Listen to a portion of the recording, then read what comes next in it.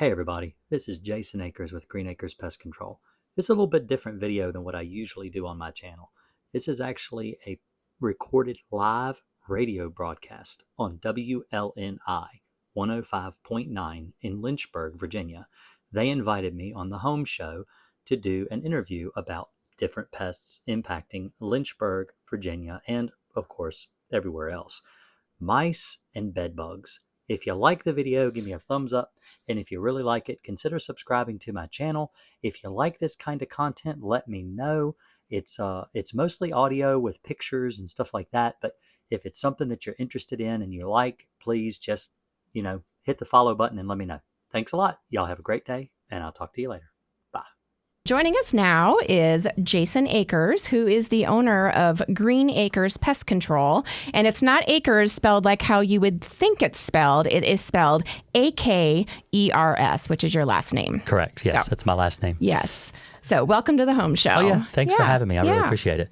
So to get started, you have a fantastic company name, but I understand that pest control runs even deeper than that for you. Tell us how you got started in the industry and the origins of Green Acres. I've been in pest control for, 38 years of my life. I'm 44, so the math, I was 6 years old.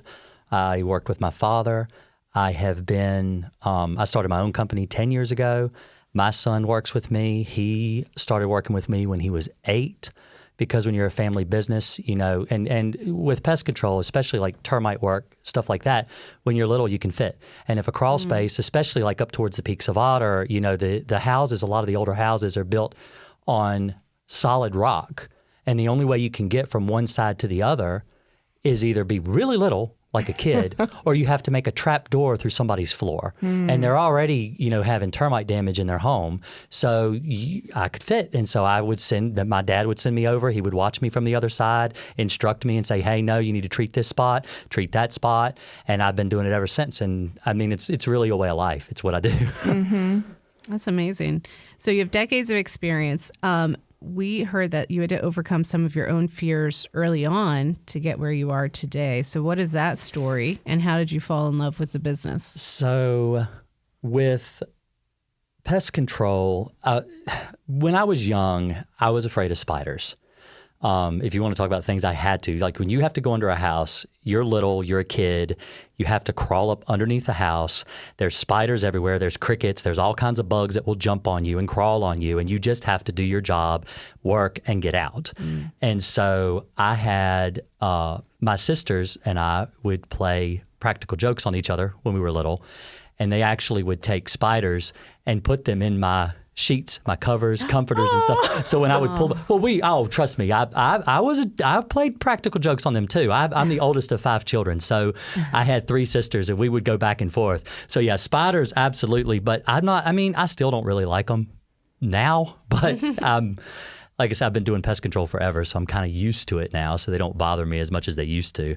So I kind of had to get over that. But as far as why, I am pest control. It's hard to explain that to people when you've been doing it since you were 6 years old, going out and servicing homes. I go out, people are just so happy to have me there, to help them. I will go out in the middle of the night. I'm 24 hours. I had a lady call me out in Rustburg. She had mice under the house. She was terrified. I went out to the house, like I said, 10:30 at night, and took care of her problem. And she's like, I'm just so glad that you came. My son was with me. We were in the car on the way home. And he's just like, Dad, that was great. He said, I didn't want to go. He's like, I would rather be at home asleep. But he's like, but I'm really glad that I went and we helped her. And she did. She cried. And so you get that all the time in this business. It's just really rewarding. I really like it. I could relate to her because I have called my husband crying about a mouse in my house. So I think that's wonderful. And I'm like totally understand her reaction to that. I mean, that's amazing. So you're saying you do 24-hour service. What's your primary service area as far as the region? You're based in Lynchburg, but how far do you travel for these residential commercial calls? So I will travel from Alta Vista to Wintergreen. And then as far as north and south, and then east-west from Appomattox all the way to Roanoke. Now, I would hope somebody in Roanoke wouldn't call me in the middle of the night, but if I had to go out there, I would. I've gone all the way to Charlottesville at 3:30. Didn't get home until 3:30 in the morning. And so I have done it, but I do statewide bed bug control. So if someone calls me from like Richmond, I will go out there and take care of their bed bugs and then just drive back home. Because I don't have a lot of overhead, so I can just up and leave if I need to. So it's a pretty wide region. Yeah. So, but basically an hour, out of the Lynchburg pretty area. much. Yeah. I have one day a month I go to Roanoke. I have one day a month I go to Appomattox. I have one day that I go to Wintergreen.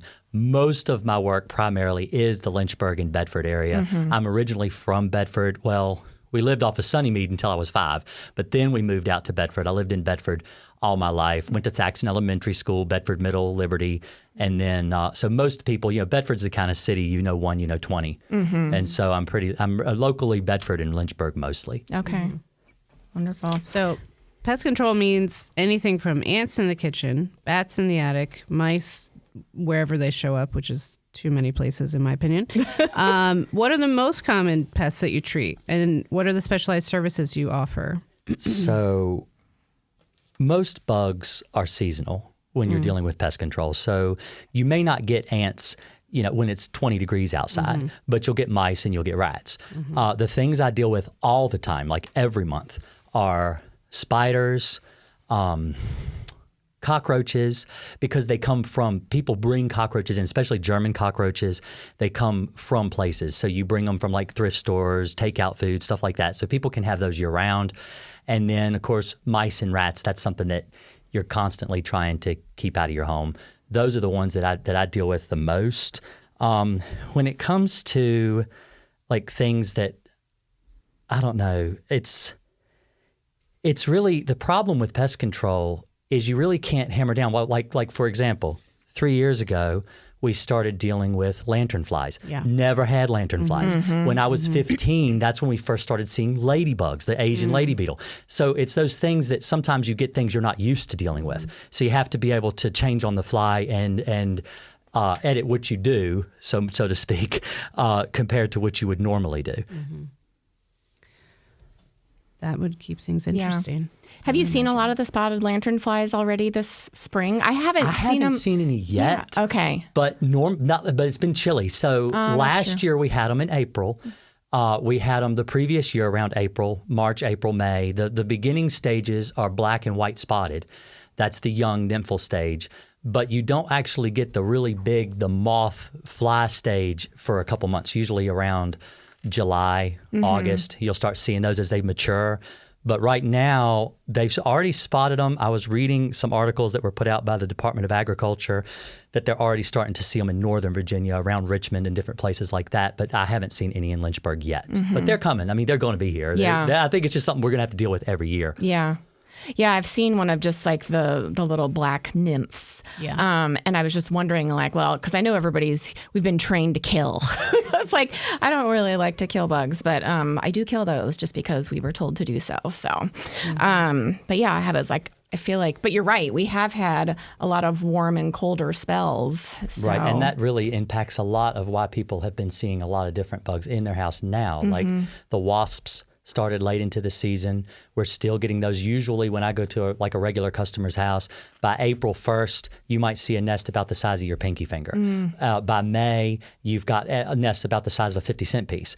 Right now, I'm seeing the little teeny tiny nests, like they because it's been cold. And so what they do when it gets cold is they go in and then they come back out again. And then they go in the house, and then they come back out, because wasps winter over in your home. So they will go into your attic spaces, your wall voids, and that's where they live through the winter, and they sleep, they hibernate. And then in the spring, when it warms up, they come back out. But we've had a couple of days where it's been like plus 80 degrees, and it feels like summer, but it's just, and then it gets cold again, and it was 37 last night. So that impacts a lot of those types of bugs. Right. We're talking with Jason Akers, who's the owner of Green Acres Pest Control, and that's Akers. And changing over to rodents and rats, a lot of times people don't see the actual mouse until the infestation is already taking place and more severe. What are the early warning signs homeowners should be looking for to catch a mouse problem before it turns into a big problem? So that's a really hard question to answer, because if you're seeing droppings and you're hearing scratching in the walls, it's hard to gauge how bad the problem is because the mice get in, they have babies, you hear them. You might hear when the mouse got in yesterday, but then if it's in the insulation, you may not hear it. You may not hear it until they have many babies in the house. And then you've got a real serious problem because now you've got scratching. You're starting to see droppings. They may not have even been visible yet. And so early warning signs, usually what I do for people is when I'm out treating their home, I will check around outside if they have like old rotted stumps in the ground, because mice and rats both, they're burrowing rodents. So they like to burrow in gardens, soft like mulch beds. If you notice that you've got burrows next to the house, like about the size of your thumb, that's typically a mouse. Anything bigger than that, underneath like a groundhog hole. Groundhog hole is like a bowling ball. But anything smaller than that, like you would be able to put your fist in, that's typically rats. And rats do congregate around areas like garbage. Take your garbage regularly. Don't leave it sitting out on the corner. Make sure it's in an actual trash can with a lid. Don't leave bags sitting on the ground. That attracts rodents. Think about it this way. What attracts rodents to restaurants? Dumpsters. They smell like food. Garbage bags smell like food. So you want to get that stuff, pick it up. And that's prevention. Prevention is what I really preach, because you can save yourself so much money and stress. And if you're worried you might get mice and you're worried that you might get rodents, then it doesn't cost hardly anything to put out a bait station. Put out a rat station. You see them. If you go out to, let's say, Starbucks or Walmart or somewhere, they've got bait stations out. They do that not because they have rodents, but because they don't want rodents. And with this hantavirus outbreak and cruise industry, it's put people on edge.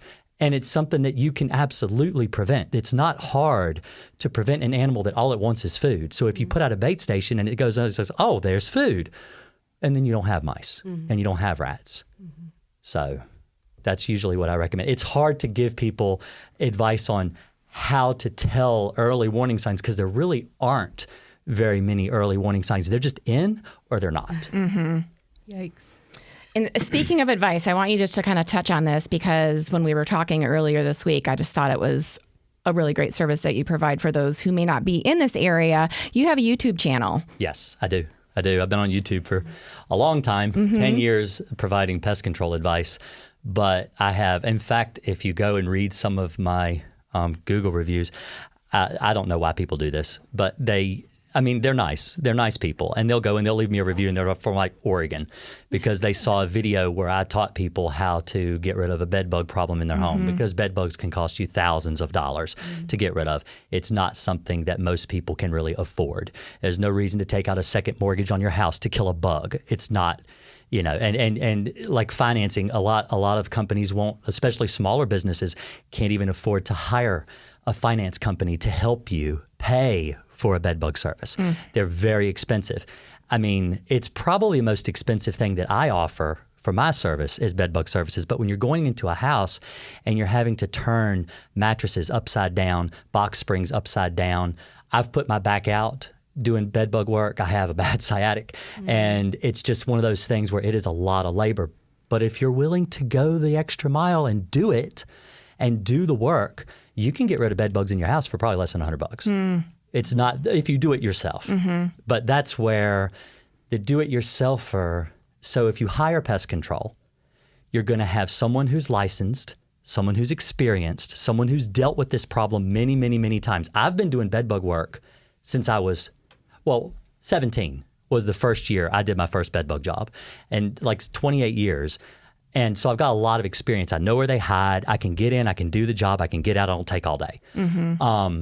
But you get somebody who's licensed. You get somebody who's insured. If you have an accident, the insurance is going to cover you. But if you do it on your own, well, you may get frustrated, because it takes you longer than the pest guy did. He was able to get rid of them. Why can't you? Oh, it must be something wrong with the chemical. but it's probably something wrong with the way you're applying it because you're not a professional. So I'm not saying that you should always hire a professional. That's why my YouTube channel's there for people who can't. Right, right. Yeah, I can see that. Like for me, if I was ever in that situation, I don't think I would have any hesitancy to call Well, because I would not want to DIY that. So I have a video where I actually went into a house and I serviced this man's house for bed bugs, and he allowed me to film. I had a media release and everything, so he would let me film the job. And the guy called me from Springfield. Now, Springfield's like 3 hours away, and I went all the way to his house, and he looked right at me. He said, I watched your video. It was a great video. I could have done it myself, but I saw the way you wrestled the king-size bed, and I do not want to do that. He had 2 king-size beds in his house. Yeah. And I'm like, yeah, I don't blame you. Yeah. Yeah. Oh, So goodness. where can people find this resource? So it used to be, youtube.com/greenacrespc.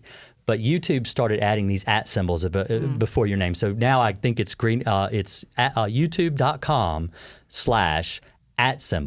green like the color, AKERS, P for pest and control. So PC. Okay. So it's not actual pest control. It's just Green Acres PC. All right. And your website is very similar for any of you who may have some questions for Jason. It's greenakerspc.com. Yep, and I have a chat there. You can access it. It's like I said, I'm 24 hours. If a chat comes through, I typically answer it. It'll say, Jason, join the chat because it's my phone. I'm there. Yeah. I'm talking to you.